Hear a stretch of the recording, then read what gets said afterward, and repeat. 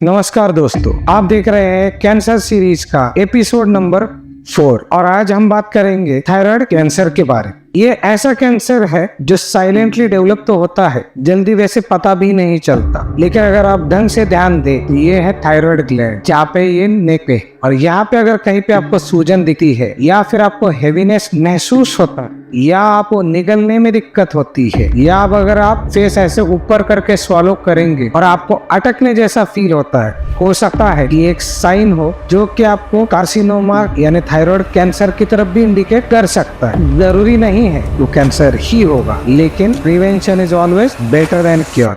Myself doctor Shailesh Sancheti, आपका अपना advance homeopath, और आज हम बात करेंगे थायराइड कैंसर के बारे में। ये अपने कैंसर सीरीज का पर्पस यही है कि आपको अवेयर, एजुकेट और क्या क्या ट्रीटमेंट फैसिलिटीज अवेलेबल है, क्योंकि हमें तो कुछ चंद पता होती है, क्योंकि हम कैंसर का वर्ड सुनते ही डर जाते। यही तो डर हमको आपके मन से निकालना है और आपको एक नया तरीका, एक होलिस्टिक अप्रोच के बारे में अवेयर करना। सो आइए दोस्तों शुरू करते हैं। थायराइड ग्लैंड एक बटरफ्लाई लाइक स्ट्रक्चर होता है जो अपने नेक में होता है, जिसका काम है मेटाबॉलिज्म कर, यानी कि वो थायराइड हार्मोन को जनरेट करता है। वो बॉडी के हार्ट रेट, बॉडी का टेम्परेचर, बॉडी का सिस्टम या फिर बॉडी का वेट, इन सबको कंट्रोल करने की या कंट्रोल में रखने का ये कार्य करता है। अगर इसके अंदर कोई भी अनकंट्रोल सेल का ग्रोथ हो जाए उसको थायराइड कैंसर बोलते हैं। लेकिन इसकी एक सबसे अच्छी बात यह है, इसका क्योर रेट सबसे ज्यादा है। लेकिन कब? अगर आप वक्त पे ध्यान दोगे तब। सो थायराइड कैंसर के जो टाइप्स होते हैं उस बारे में जानते हैं। उसमें का सबसे फर्स्ट टाइप है पैपिलरी थायराइड कार्सिनोमा। ये एक स्लो डेवलपिंग कार्सिनोमा है। इसका लेकिन एक प्लस पॉइंट है, ये ज्यादातर हाईली ट्रीटेबल है और ये 80% लोगों में यही टाइप का कैंसर पाया जाता है। That's called as a papillary thyroid carcinoma. Second type है फॉलिकुलर थायराइड कैंसर। ये ज्यादातर 15% लोगों में पाया जाता है। वैसे इसका नेचर जो है थोड़ा एग्रेसिव है देन पैपिलरी, क्योंकि ये अगर स्प्रेड हो गया तो ये बोन्स या लंग्स तक भी जा सकता है। वैसे इसका ट्रीटमेंट चैलेंजिंग है, लेकिन याद रखना ये थोड़ा सा एग्रेसिव भी है। Third type medullary thyroid cancer, ज्यादातर ये बहुत रेयर है और ये सिर्फ मोस्ट प्रोबेबली पॉपुलेशन में 2% लोगों के अंदर पाया जाता है, क्योंकि इसका कॉज है कि ये जेनेटिक मैप, यानी कि अगर फैमिली हिस्ट्री में थायराइड कैंसर है और if it is a medullary type of, then there is a chances to the next generation में suppose to get, so that is what, it's a 2% chances and it's quite rare. So now type 4 anaplastic thyroid cancer. एक rare type of thyroid cancer है जो कि 2% population में पाया जाता है, लेकिन सबसे इंपॉर्टेंट बात, यस हाईली एग्रेसिव। सो कभी कभी ट्रीटमेंट के लिए टाइम नहीं मिलता या ट्रीटमेंट इसका थोड़ा मुश्किल जरूर रहता है। बट हाँ, anaplastic thyroid cancer is a type which we can called as its aggressive. Thyroid cancer stages हम अक्सर क्या देखते हैं, लोग बताते हैं हमें डॉक्टर ने बोला है स्टेज 3 है, स्टेज 4 है, लेकिन हम ये नहीं समझते कि व्हाट इज स्टेजेस। जैसा नहीं होता है first floor, second floor, third floor, वैसा ही ये स्टेजेस होते हैं। यानी कि फर्स्ट फेज या फर्स्ट स्टेज यानी कि डिसीज, यानी कि वो कैंसर लोकल यानी उतने ही एरिया में, वैसे ही अगर स्टेज 4 है यानी कि वो कैंसर अब स्प्रेड हो चुका है, जिसको आपने वर्ड सुना होगा मेटास्टेसिस। What is metastasis? एक ऑर्गन से या एक एरिया से दूसरे एरिया में फैल जाना, इसको बोलते हैं मेटास्टेसिस। अब ट्रीटमेंट जो होता है वो स्टेज वाइज रहता है। अगर स्टेज 1 है तो थोड़ा मिनिमल वे में ट्रीटमेंट चालू हो जाएगा, लेकिन if it is stage 4,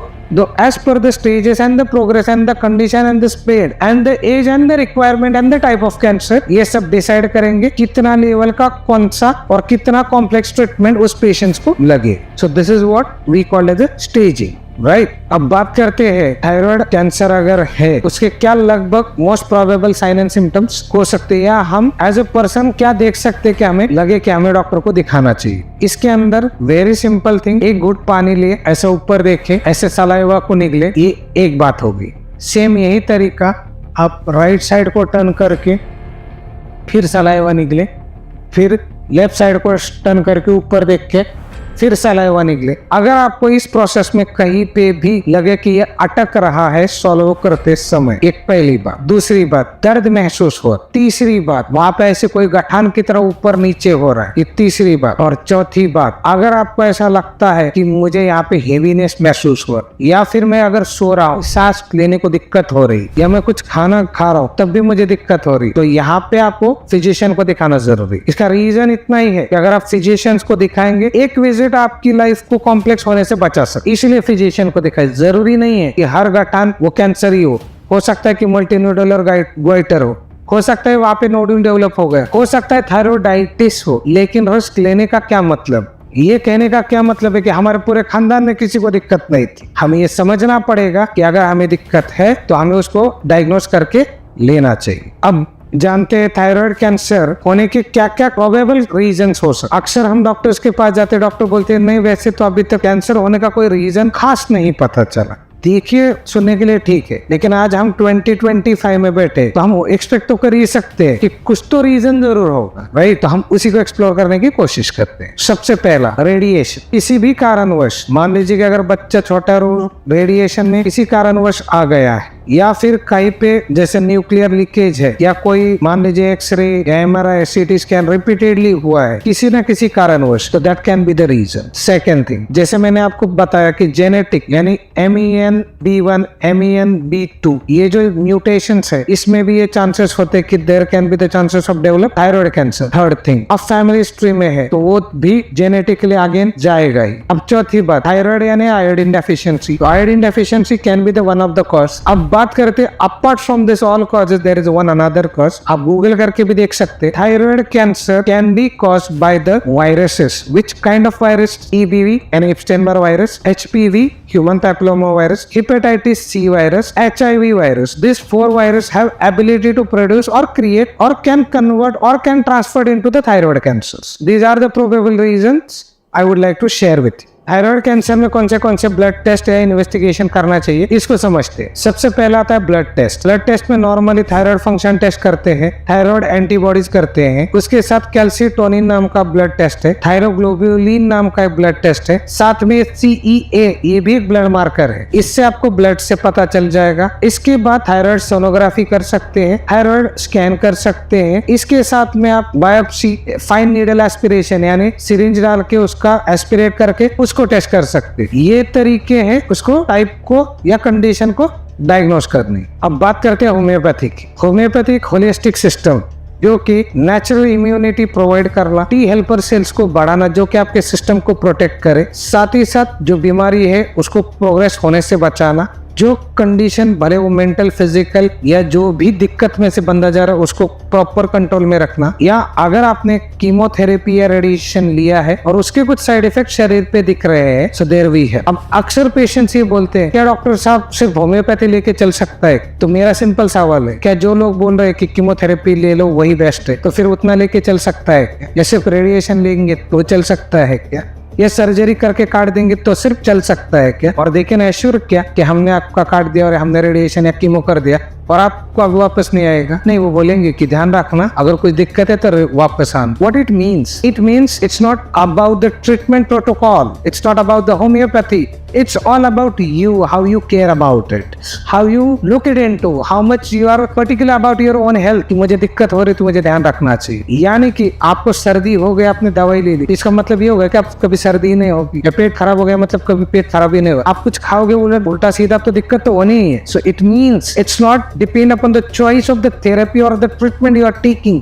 it's a choice of your own thoughts कि आप अपने आप को किस तरीके से और किस लेवल पे हैंडल करना चाहते। मैं ये नहीं कहता कि कीमो क्यों ले रहे, मैं ये नहीं कहता रेडिएशन क्यों ले, मैं ये कह रहा हूँ कि आपको होलिस्टिक अप्रोच चाहिए, आपको साइड इफेक्ट फ्री ट्रीटमेंट चाहिए, और आप इतने सेंसिबल और रिस्पॉन्सिबल है कि आप उसको हैंडल कर सकते हो इंटेलेक्चुअल लेवल पे, तो yes we are there to handle. So, as I said, homeopathy gives the holistic treatment, यानी कि mind, body and soul। तो यहाँ पे homeopathy can help to prevent genetic transformation, like पीछे के जनरेशन से अगले जनरेशन को जाने के लिए। जैसे मैंने एक हमारे वीडियो में कहा था, carcinosin is a drug which can help you to bring that link in between the two generation in terms of the cancer. ये एक बात होगी। दूसरी बात मैंने ये भी बताई थी कि कैडमियम में कैडमियम सल्फ ऐसी दवाइयां है जो आपको कीमोथेरेपी रेडिएशन के साइड इफेक्ट से बचाती है। और तीसरा मैंने ये भी बताया था, अगर आपको उसके वजह कीमो या रेडिएशन या सर्जरी की वजह से वीकनेस, टायर्डनेस या रिकवरी में दिक्कत आ रही, then we are here to help. लेकिन सबसे इंपॉर्टेंट बात मैं अभी आपको ये बताता हूँ, सो होम्योपैथी ये कोई मैजिक नहीं है, एक साइंस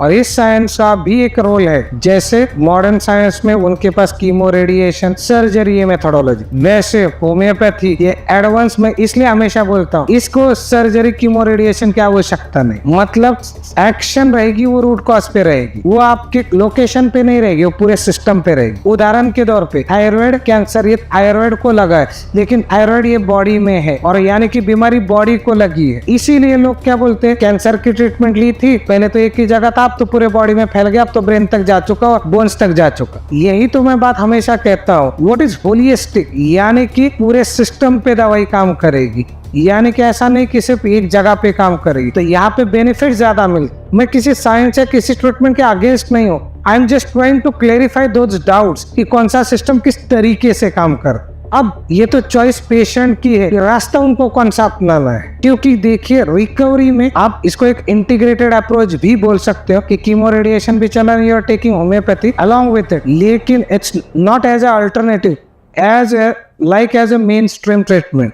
क्योंकि मेरा एक अनुभव है, मैं हमेशा ट्रीटमेंट एंड थेरेपीज को बहुत अच्छे से इस वर्ड को समझता हूँ, जैसे आपने भी समझना चाहिए, ऐसे मुझे लगता है। बाकी तो ये आप हर एक के अपने अपने इंटेलेक्ट की बात होती है। फिर भी homeopathy, if you take it, it will definitely help you to improve your quality of life. It will help you to stop that recurrence. Along with that, जो जेनेटिकली जो first generation to next generation ये जो issues है उसको भी आप prevent कर सकते। अब रही बात, आप बोलोगे कि डॉक्टर साहब इतना कॉन्फिडेंटली आप कैसे कह सकते, इसका रीजन है जो कि मेरे एक क्लोज रिलेटिव्स है जिनको मैं अक्सर मिलता हूँ।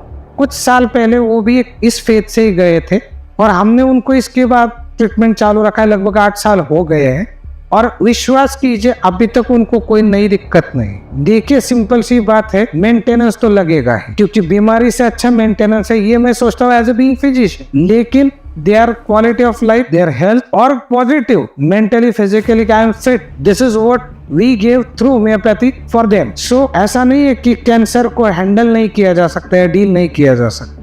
लेकिन हाँ, अगर आपके पास वो विचारधारा है, आपके पास वो थॉट है कि नहीं मुझे अच्छी लाइफ चाहिए और मुझे इससे बाहर निकलना है, don't worry, we are here to help. So अगर आपको ये हमारी सीरीज पसंद आ रही है या फिर आप ऐसे किसी बंदे को जान रहे हो कि जिसको ये कैंसर की इंफॉर्मेशन, ये उसका डर कम करने के लिए या उसको ट्रीटमेंट का एडवाइस देने के लिए हेल्पफुल हो सकती है, तो ये वीडियो हमारा जरूर उनके व्हाट्सएप ग्रुप में शेयर करना बिल्कुल मत भूलना। और अगर इसके अलावा फिर भी आपको कोई थायराइड कैंसर हो या कोई और कैंसर के बारे में इंफॉर्मेशन चाहिए, हमें लिखना बिल्कुल ना भूले। और अगर बट ऑब्वियस है, आपको अगर ये वीडियो अच्छा लगा हो, लाइक, शेयर, सब्सक्राइब जरूर करें। Thank you so much for watching.